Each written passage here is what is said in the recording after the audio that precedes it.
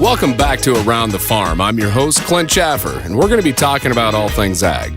Today, we're going to be looking at why some of the most important prescriptions have nothing to do with your pharmacy. With us today is a former seed brand manager and now the global director of product marketing for Climate FieldView to discuss some of the things farmers can do to make the most of their seed investments. Rick, welcome to Around the Farm. Hey, Clint, long-time listener, first-time caller. Glad to be here. Well, Rick, how about you introduce yourself to the listeners? I appreciate that. You said my name's Rick. Last name is Myroup. Been in agriculture, at least in ag business, for a little over a decade now. Originally from the northeast corner of Illinois, about an hour south of Chicago, right on the Illinois-Indiana border, a little town called Beecher. Great farming community. So I really grew up in and around ag. Didn't have the pleasure of growing up on a farm, but was always surrounded by folks in the industry. And as I moved through my career and through schooling, I've always been an early adopter of gadgets and gizmos, and really focused on that as I went through school. I got a background in business and information systems, and as I was looking at my career and looking at things that I wanted to do, I wanted to find ways to impact the world, impact society, and be able to stay in technology. And agriculture is a great place to be able to do that. When you think about all the advancements that we've made in ag over the past couple of decades, the amount of technology that's gone into agriculture and how that's really transformed the industry, it's really an exciting industry to be in, and to be able to bring some of my love for tech together with agriculture and some of where I came from, it's a great marriage for me. I couldn't agree more with being in an exciting space and a lot of new technologies, and we're going to talk about a lot of those new technologies here today. But first, before I get there, I mean, how is it being like the only White Sox fan in St. Louis? Like, I mean, is that pretty tough? It's not tough because people in St. Louis are unaware that the White Sox are a Major League Baseball team. You got to realize when you say you're from the Chicagoland area in St. Louis, there's an immediate negative reaction to you because they assume that you're a Cub fan, and there's nothing that the St. Louis fan dislikes more than a Cub fan. But when you educate them on the fact that there is another Major League Baseball team in the Chicagoland area, first they're surprised, and then they accept you as one of their own. Okay, all right, fair enough. Well, hey, let's talk about, looking at getting into the planting season. And before, on a previous episode, we had a discussion with a previous seed dealer, and we really talked about a lot of the logistics, right, of actually ordering seed, taking in that seed, and really ultimately delivering that to the farmer.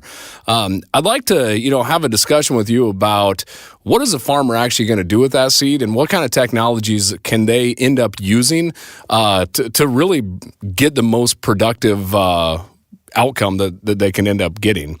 As far as for some of those technologies, what are you working on within FieldView?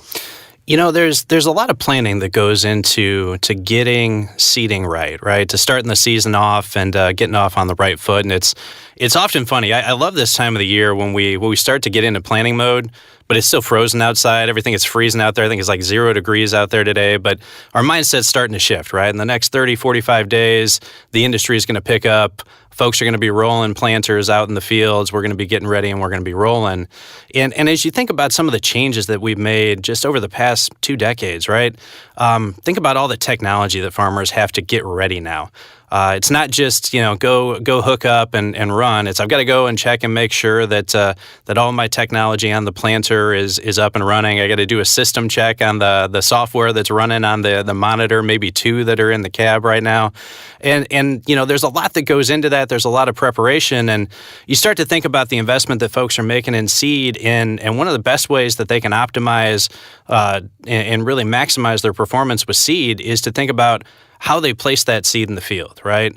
It comes down to getting a good placement, having the appropriate spacing, and having the right density of seeds as you plant that in the field, appropriate to the specific hybrid. And one of the things we're excited about is more people are paying attention to that. As more people are looking for ways to maximize their productivity, you see more and more folks looking into things like variable rate scripts. in services that provide variable rate scripts that can ultimately help them to maximize the productivity of a product that they purchased by getting the right amount of that particular hybrid or variety into the right place in the field, so that it has the best chance of maximum success as it goes through the season. It makes a lot of sense.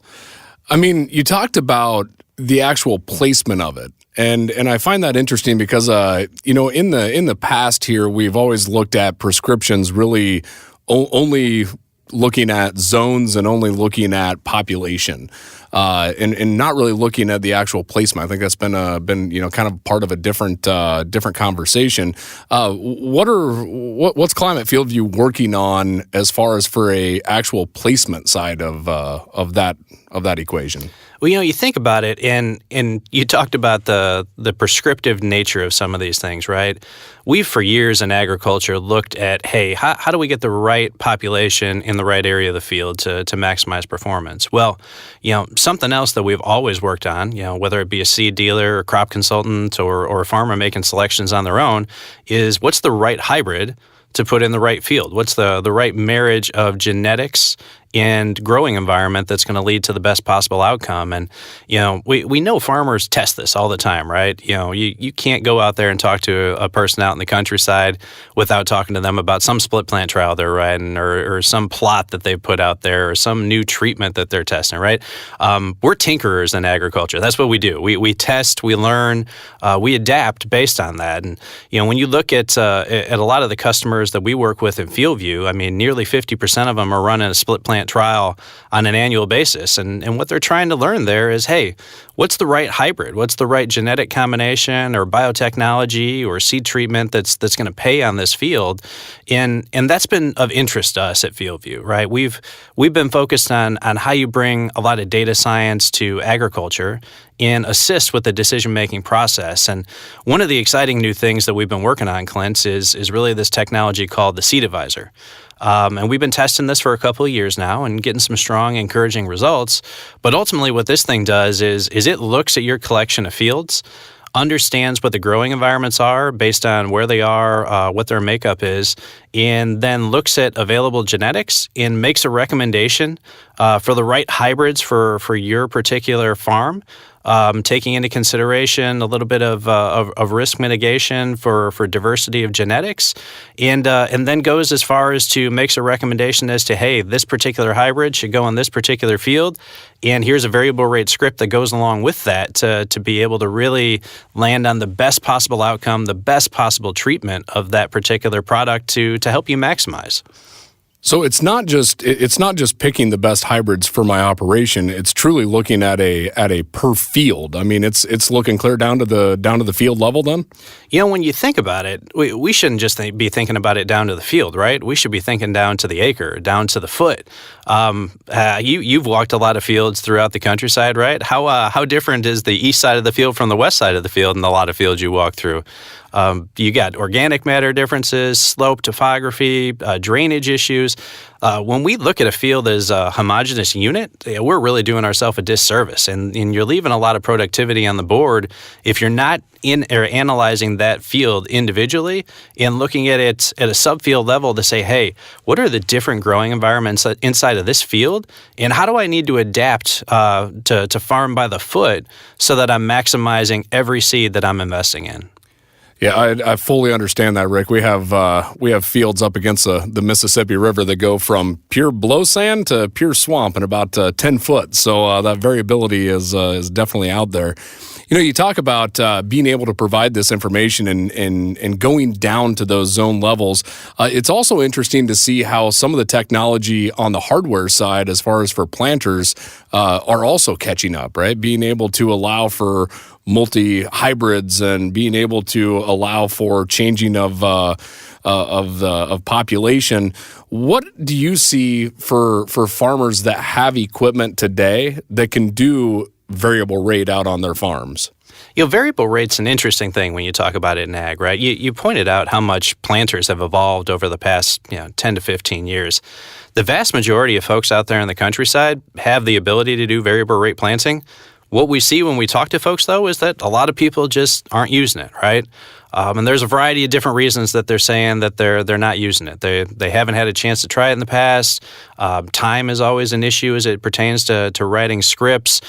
Just being able to execute that and see the benefit, and that's where we've been trying to do our best to educate folks on what the benefits are of things like variable rate scripting and really getting down to that subfield level as you manage your crop. You think about all these monitors, all the technology, right? I hear folks joke all the time that if they have to put another monitor in the cab, they're not going to be able to see out the right side of the the cab. But we're trying to put all that technology to work, and it's that evolution of technology all at once that's really bringing together the perfect storm on why now is the time to adapt more of these solutions for farmers. 10 years ago, we couldn't have done this, right? The technology wasn't there on the planter. The technology wasn't specific enough to be able to change populations at the rate that we needed to, or place it at such a specific in such a specific manner.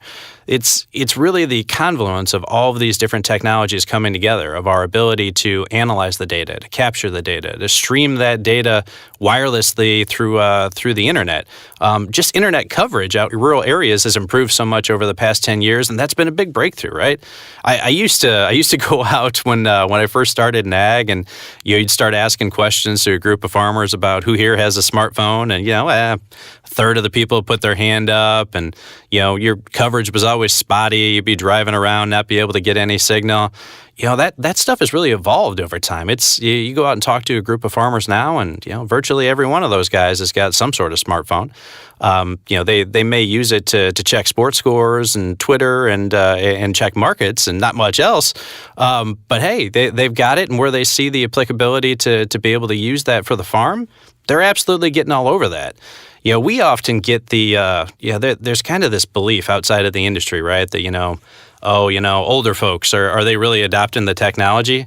I don't know about you, Clint, but when I go out in the countryside, I see a lot of older farmers that are embracing technology wholehearted, because these are guys that they've evolved, right? You think about somebody that's been farming for 40, 50 years, think of the changes that they've seen. To still be farming after 40, 50 years, it's not because they were stagnant. It's not because they stood still. It's because they evolved with the time. And hey, you know what? Farmers are some of the most technological people that you'll run into out there. They're just pragmatic. They're not going to use something for the sake of using it. They're going to use it because it helps to make them more productive or profitable, and that's what I love about the industry. Yeah, it's a great point, of farmers being on that cutting edge. And I talked to a few friends outside of agriculture, and they're always amazed that our tractors steer themselves when they're out in the field, right? That's just becoming a thing for automobiles today, and it feels like a new technology to a lot of the folks outside of ag, and for us, we've had that, right? It's important to remind people that Tesla's just copying agriculture, right? I mean, they're trying to get this automated car thing right. We've been doing this for a long time, buddy. That's exactly right. It's funny. You also mentioned, they may be using their smartphone or iPad to look at things like the commodity prices or check the sports scores. And I know a few guys that instead of just checking the sports scores, they may actually be watching the game while they're out there in that tractor. So another place where that auto steering comes in. Yeah, you've got to maximize your time, right? So you spend a lot of time out in that cab in the spring and fall. So what are you going to do if the World Series is on? I mean, come on. Well, hey, getting back to the prescription side, looking at how we've delivered some of these prescriptions in the past, I think some of the heartache that we've had has been actually transferring that data, and whether that is physically taking a USB thumb drive, putting the prescriptions on that, transferring it over to the monitor. There's a lot of steps and there's a lot of button pushing at that point. How has FieldView helped alleviate at least some of those pains? Yeah, that's something we hear from farmers all the time, is it's just kind of a pain, right? Especially if I've got to use a jump drive and I've got to transfer information physically. We've been working with a number of industry partners to try to create some ways for people to be able to stream that over the internet, right? To be able to push your prescription over to your monitor wirelessly, to have that appear. We've got some agreements with some folks like Precision Planting, John Deere for their operations center, to be able to wirelessly push those prescriptions over and have them show up on the monitor for execution.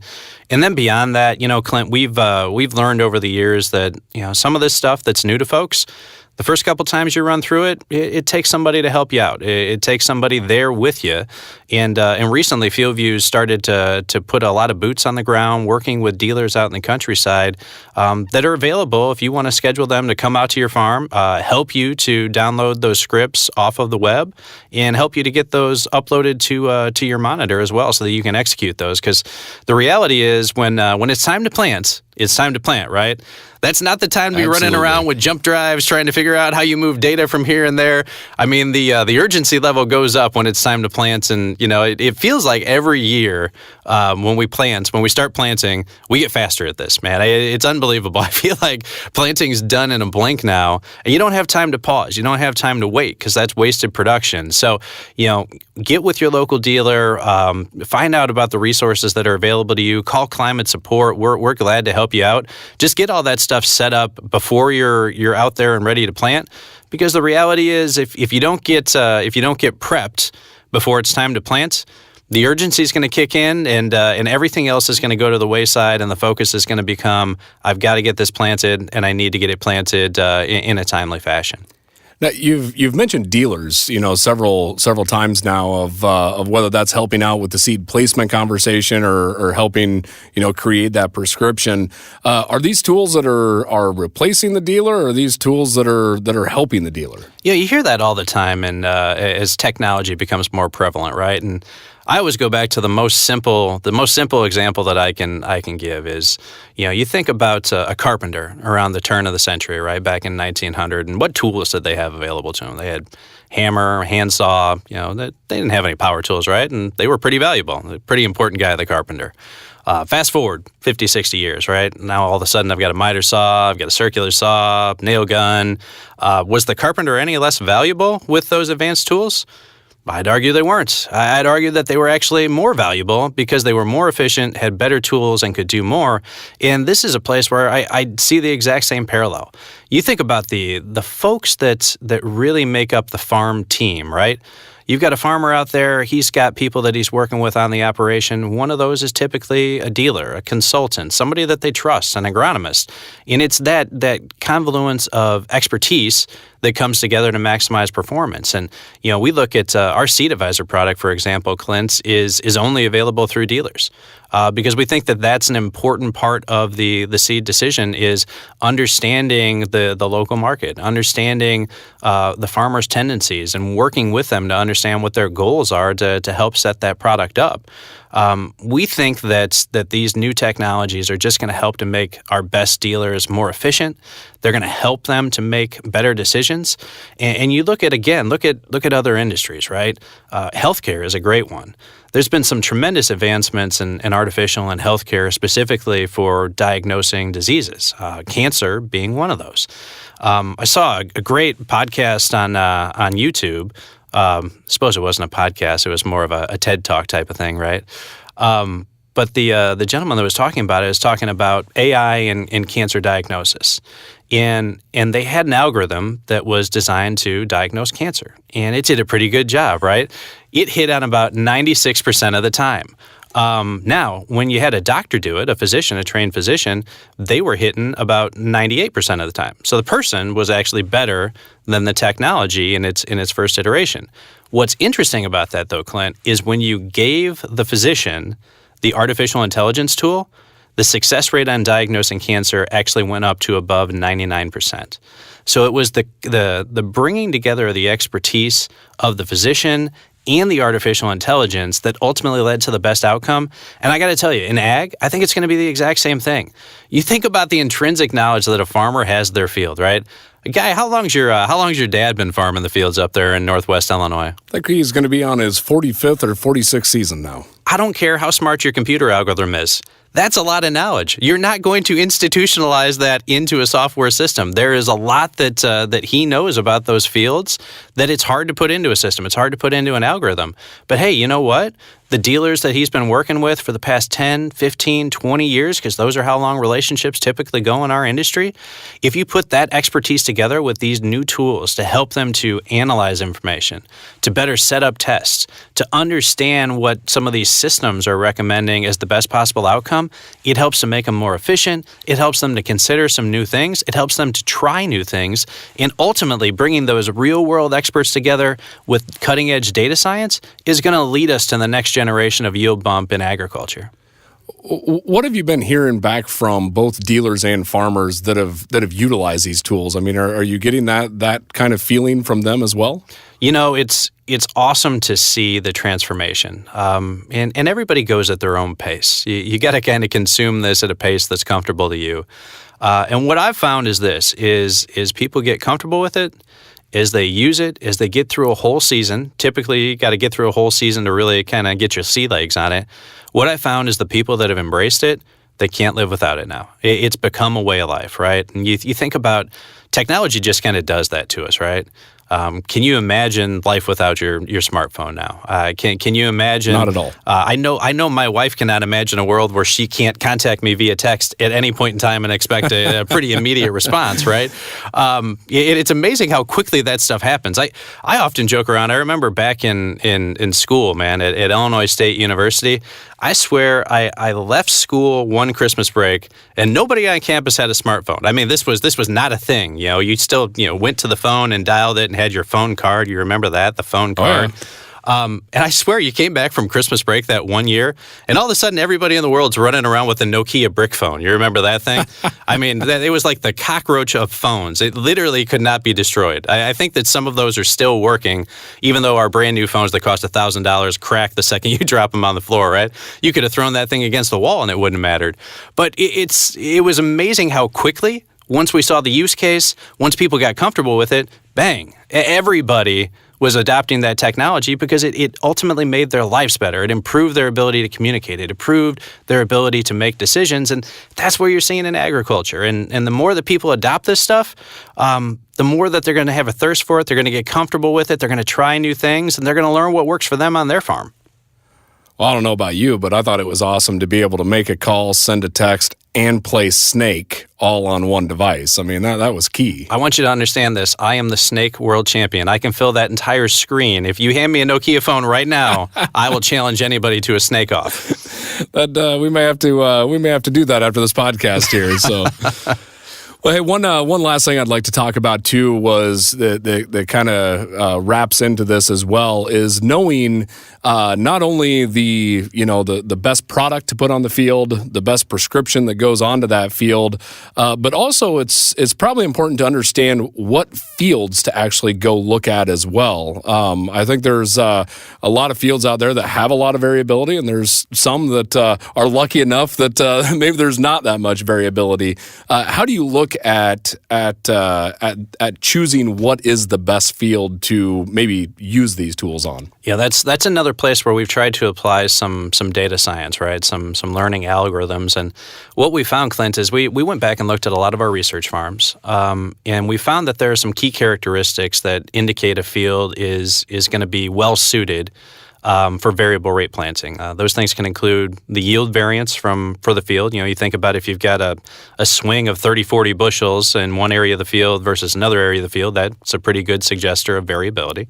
The weather environment that you're situated in can have a big impact on that. Obviously, we know weather is a big impact. The soil types inside of the field have a big impact, and then the topography, right? The slope and elevation. All of those things are really good indicators that a field is going to respond well to variable rate scripting. Now, what we've been able to do, looking at FieldView, is there's a significant amount of data that farmers have put into the FieldView system, and we've actually been able to try to analyze that and to identify some fields that are likely to respond quite well to variable rate scripting, right?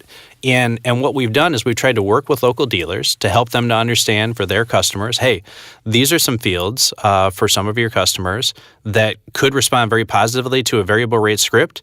And to take it a step further, one of the things about variable rate scripts that is often a barrier for farmers is a lot of times people are talking about increasing a significant amount of population on that variable rate script, right? Well, on these fields that we've identified, we're projecting that they'll actually have a profit and bushel per acre increase price of about 3 bushels and around $6.70 per acre simply by going to variable rate, not by increasing density. So I'd encourage farmers that are on FieldView today, talk with your local dealer about this. See if any of your fields might be on that list, and talk to your dealer about which of your fields are best suited for variable rate scripting and how that might be able to help you to be more productive and profitable. Well, after having this conversation, Rick, I can definitely see why you said you're excited about these new technologies that are coming out. I mean, when we look at a product like Seed Advisor rolling into advanced seed prescriptions and ultimately also targeting these fields, that sounds like a game changer. It is. And listen, for a guy that grew up south of Chicago and as a White Sox fan, I need things to be excited about in the spring, right? We struck out on Manny Machado. There's not much hope for us this year, but at least I've got new technology in agriculture to look forward to. And Clint, this space continues to get faster. We continue to evolve. We continue to put out new technology. And it's a really exciting time to be in ag, to see a lot of these things come to life. You think about some of this stuff and, 20, 30 years ago would have seemed like science fiction, and now it's reality. And what really excites me is, hey, I've got a long way to go in this industry. To think about what this is going to look like when our kids are getting into the industry, and that next generation or even the generation out of that is getting into farming. I think that we're going to still be on the bleeding edge of technology, be driving technology, and it's awesome to think about where ag is going to go in the future. Well, Rick, I'd like to just thank you for coming down here to having this conversation. I know you have a very busy schedule, so thanks for coming down today. Clint, enjoy the opportunity to sit here with you, and anytime you'd like to invite me back, I'm happy to join you. Even if you next time around, you probably take a shot at my bears before we get started. But hey, I'll let you slide. And who are they? Oh, come on, man. You're an Illinois guy, too. We were actually good last year. First time in like 2 decades. Give us a little bit of props. I had to say something. So I'd also like to thank our listeners for joining us today. And remember, Around the Farm is brought to you by Climate FieldView. And join us next time to hear when the most important time is to maintain your planter. And don't miss any episodes. Be sure to subscribe on Apple Podcasts, Google Play, or wherever you get your podcast at. And we'll see you around the farm.